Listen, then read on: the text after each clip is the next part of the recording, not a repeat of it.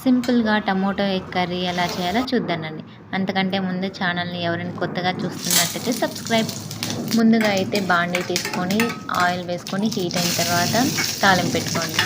తాలింపులో ఒక చిన్న సైజు ఆనియన్ వేగిన తర్వాత 3 టమోటాస్ వేసుకొని దాంట్లో కొద్దిగా ఉప్పు, పసుపు, కారం, కొద్దిగా ధనియా పౌడర్ కూడా వేసుకొని బాగా మిక్స్ చేయండి.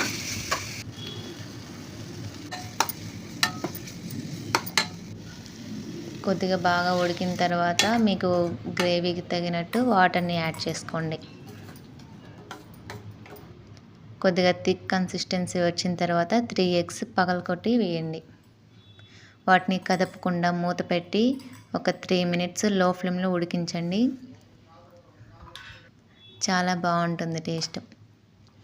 తర్వాత 3 మినిట్స్ తర్వాత నిదానంగా టర్న్ చేయండి. అంతే, మన టమోటో ఎగ్ కర్రీ రెడీ.